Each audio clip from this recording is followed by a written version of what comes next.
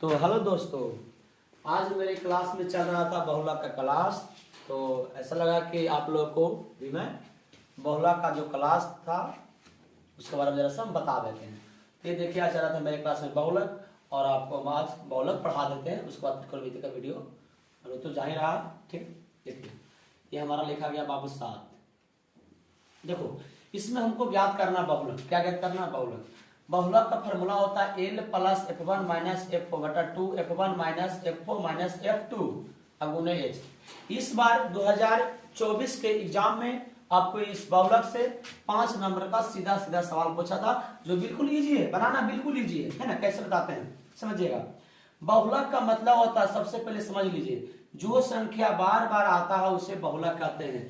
जैसे हमारे पास क्वेश्चन देखो, ऐसे हो गया बाबू, ऐसे हो गया 3 comma 4 comma 5 comma 3 comma 4 comma 5 comma 3 comma 2 comma 3 comma 2 comma 3। ध्यान दीजिएगा, ये जो डाटा लिखा गया है इसमें सबसे ज्यादा बार कौन आया है?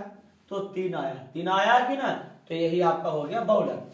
परंतु ये तो ऑब्जेक्टिव के लिए काम करता है बहुलक, परंतु सब्जेक्टिव में कुछ अलग होता है बहुलक बनाने का तरीका। जो इस फार्मूला पर बनाना था और पूरे 5 नंबर लेके जाना था। अगर आप यहाँ से बहुलक समझ में अगर आपको आ जाता है तो आप घर में बैठकर बनाइएगा, बहुत मजा लाएगा और बिल्कुल समझ में आएगा, क्लास में कोई दिक्कत नहीं होगा।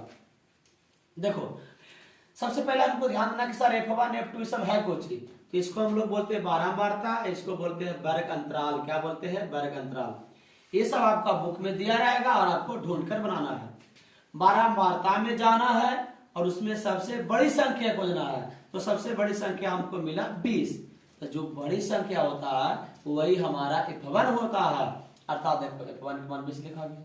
अच्छा, एक से पहले 0 होता है कि ना, तो कहने का मतलब F का मान हो गया 12। देखो लिखा गया है, जैसे कि 1 के बाद 2 आता है, तो यानी कि F2 और F2 का मान हो गया 11, जैसे कि लिखा गया है। और समझिएगा, बात रह गया सर H मतलब ऊंचाई। तो समझिएगा, H उसे कहते हैं जैसे जो डिफरेंट चलता है, जैसे 0 से 10, 10 से 20, 20 से 30, 30 से 40, सब में कितना के अंतर है? तो 10 के अंतर। कितना का अंतर? 10 के। तो यानी कि 10 के हमारा बढ़ोतरी हो रहा है, हम लोग 10 से ऊंचाई की ओर आगे बढ़ रहे हैं, इसलिए H का मान हो गया 10। इसको देख के मत ले लेना, सब में देखना है कितना के अंतर हो रहा है। उसके बाद रह गया बच्चा L किसे कहते हैं? F1 के ठीक सामने से पहली जो संख्या मिलता है उसे L कहते हैं। L का मान लिखा गया है। फटाफट सबके मान धरा। L के मान 40 धरा, F1 के मान 20 देखो, F4 के मान देखो है 12 बाबू। नीचे से 2 गुने F1 के मान धर दिया, फिर F4 के मान धर दिया, फिर F1 के मान धर दिया, इधर से H के मान धर दिया, कोई दिक्कत 40 प्लस 20 में से 12 जाएगा बाबू 8, 20 दूना 40, माइनस माइनस प्लस होता है, तो 12 11 23 हो गया, इधर से 10 हो गया। ठीक है, 10 हो गया।